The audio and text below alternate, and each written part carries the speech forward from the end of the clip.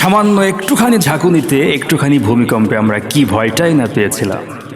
সারা দেশের মানুষ ভীত সন্ত্রস্ত হয়ে গেল। আর সেই দিন এমন একটা ভূমিকম্প হবে, এমন একটা ঝাঁকুনি হবে, কুল্লু মান আলাইহা ফানি ওয়া ইয়াবকা ওয়াজহু রাব্বিকা যুল জালালি ওয়াল ইকরাম فبأي آلاء ربكما تكذبان আল্লাহু আকবার। সব কিছু ধ্বংস হয়ে যাবে, ফানা ফানা হয়ে যাবে, কিছুই অবশিষ্ট থাকবে না। ওয়ায়াবকা, শুধুমাত্র বাকি থাকবেন তিনি হলেন আমার আল্লাহ। তিনি শুধু বাকি থাকবেন, সব ধ্বংস হয়ে যাবে। কেমনে ধ্বংস হয়ে যাবে?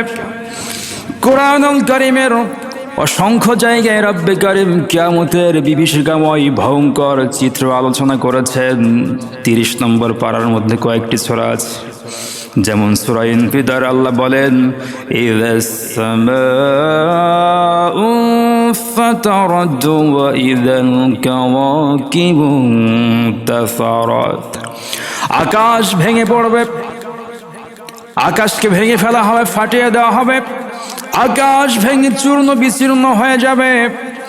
আর আকাশ যদি ভেঙে চূর্ণ বিচূর্ণ হয়ে যায়, আকাশের নিচে রয়েছে চন্দ্র, সূর্য, গ্রহ, নক্ষত্র, তারকারাজি, সেগুলো তো ধ্বংস হয়ে যাবে। এই যে মসজিদের ছাদ, তার নিচে রয়েছে এই যে ফ্যানগুলো, লাইটগুলো। মসজিদের ছাদ যদি ভেঙে যায়, ভেঙে ফেলা হয়, তাহলে এগুলোর অবস্থা কি হবে? আকাশ যদি ভেঙে যায়, চন্দ্র, সূর্য, গ্রহর অবস্থা ঠিক তেমনি ভাবে তাই হয়ে যাবে। আবার অন্য জায়গায় আল্লাহ বলেন, ইযা সুলজিলাতিল আরদু জিলজালাহা। সূরা জিলজাল 30 নম্বর পারার মধ্যে এসেছে, আমপারার মধ্যে পেয়ে যাবেন। জিলজাল অর্থ কি কেউ বলতে পারবেন? ভূমিকম্প। ভূমিকম্প নামক একটি সূরা আল্লাহ পাক নাজিল করেছে। আর রাসূল করিম সাল্লাল্লাহু আলাইহি সাল্লাম বলেছিলেন, কিয়ামতের আগে বেশি বেশি ভূমিকম্প হবে, যেটা বর্তমান সারা পৃথিবীতে হচ্ছে। মনে করেন না যে সেদিন একবার হয়ে গেছে, এটা না, প্রায় ভূমিকম্প হয়। তবে তৃতীয় মাত্রার ভূমিকম্পের উপরে গেলে সেটা সাধারণ মানুষ আমরা বুঝতে পারি, তার নিচে গেলে বোঝা যায় না। জিলজাল মানে হচ্ছে ভূমিকম্প। ইযা জুলজিলাতিল আরদু জিলজালাহা, যেদিন জমিনকে ঝাঁকি দেওয়া হবে। ওয়া আখরাজাতিল আরদু ওয়াসকালাহা, আর যে জমিন সেই দিন তার মধ্যেকার সব কিছু বের করে দিবে।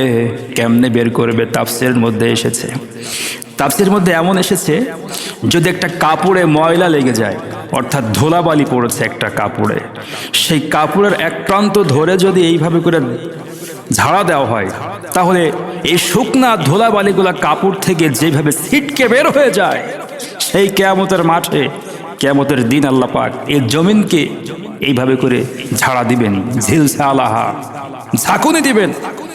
ও আখরাজাতিল আরদু ওয়াসকালাহা, আর সেই দিন জমিনের মধ্যে যা কিছু আছে সব কিছু জমিন বের করে দেবে।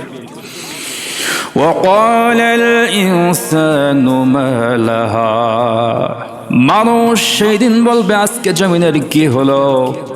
এইগুলো দেখার পর তাহলে জমিনের মধ্যে জমিন কি বের করে দিবে? এর দুইটা ব্যাখ্যা। একটি হলো, পৃথিবীর মানুষ যা যা করেছে সব সেই দিন জমিন প্রকাশিত করে দেবে। যেই জমিনের উপরে দাঁড়িয়ে আমি আপনি অন্যায় করি, আল্লাহদ্রোহী কাজকর্মে লিপ্ত হয়ে যাই, কোরআনের বিরুদ্ধে অবস্থান গ্রহণ করি, শরিয়ার আইন যে জমিনের উপরে দাঁড়িয়ে অস্বীকার করি, জমিন সেই দিন সব কিছু প্রকাশিত করে দেবে। এটা একটা ব্যাখ্যা। আর একটা হলো, জমিনের মধ্যে খনি, এই খনিজ সম্পদ জমিন যা যা আছে সব কিয়ামতের মাঠে জমিন সেদিন বের করে দিবে। ইউরেনিয়ামের খনি, স্বর্ণের খনি, তেলের খনি, যা কিছু আছে সব জমিন সেদিন বের করে দেবে, বমি করে দেবে। জমিনের মধ্যে মাটি ছাড়া আর কিছুই থাকবে না। মানুষ এইগুলো দেখার পর বলবে, ওয়াকালাল ইনসানু মা লাহা, জমিনের আজকে কি হলো? সবগুলো বের করে দিচ্ছে। অথচ এই ইউরেনিয়াম পাওয়ার জন্য কত রাষ্ট্রকে আক্রমণ করেছিলাম, হামলা করেছিলাম, কত মানুষ হত্যা করেছিলাম এই স্বর্ণ পাওয়ার জন্য, এই তেল পাওয়ার জন্য। জমিন সেদিন সব বের করে দিবে। সেদিন জমিন, মানুষ যখন বলবে ওয়াকালাল ইনসানু মা লাহা, জমিন বলবে ইয়াউমাইযিন তুহাদ্দিসু আখবারাহা।